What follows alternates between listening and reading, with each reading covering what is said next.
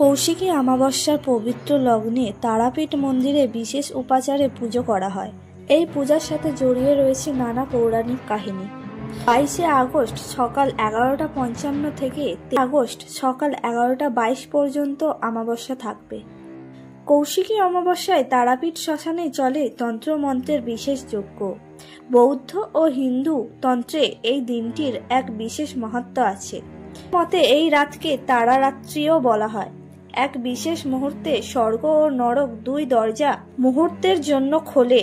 তখন সাধক নিজের ইচ্ছা মতো ঋণাত্মক ও ধনাত্মক শক্তি সাধনার মধ্যে আত্মস্থ করেন ও সিদ্ধিলাভ করেন। মা তারা হলেন 10 মহাবিদ্যার দ্বিতীয় মহাবিদ্যা। কৌশিকী তারই আর এক রূপ।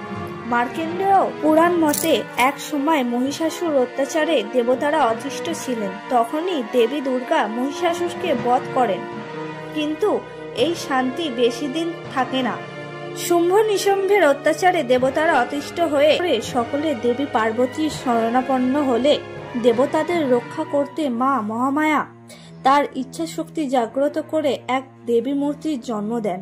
তারই নাম দেবী কৌশিকী। দেবী কৌশিকী ছিলেন অজনী সম্ভবা। সেই কারণে কৌশিকী দেবী শুম্ভ নিশুম্ভকে বধ করেন।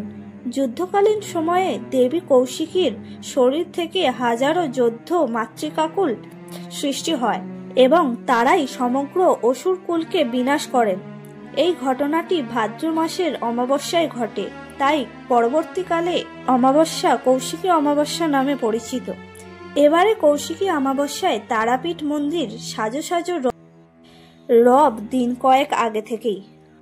পুজো দিতে তারাপীঠে সকাল থেকেই পুণ্যার্থীদের ভিড়।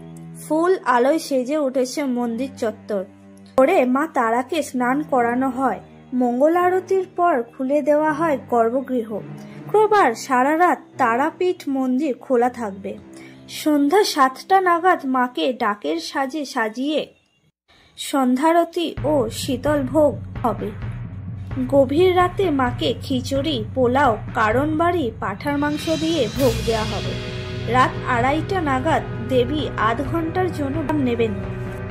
ভোর 3টের সময় দেবীর স্নান ও শীতল ভোগ নিবেদনের জন্য ফের গর্ভগৃহ খুলে দেওয়া হবে।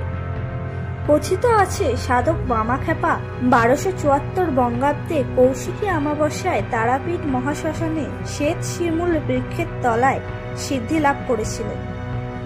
ধ্যানমগ্ন বামাখ্যাপা এদিন তারামায়ের আবির্ভাব পান। আবার তারাপীঠের এই মহাশ্মশানে পঞ্চমন্দির আসনে বসে সপ্তঋষি বশিষ্ঠ মুনি তপস্যা করে মা তারার দর্শন পেয়েছিলেন। তারাপীঠে মা তারার মন্দিরের পাশেই দ্বারকা নদীর পাড়ে রয়েছে তারাপীঠ মহাশ্মশান। কৌশিকী অমাবস্যায় এই মহাশ্মশানে অনেক তান্ত্রিক সিদ্ধি লাভের জন্য এসে থাকেন।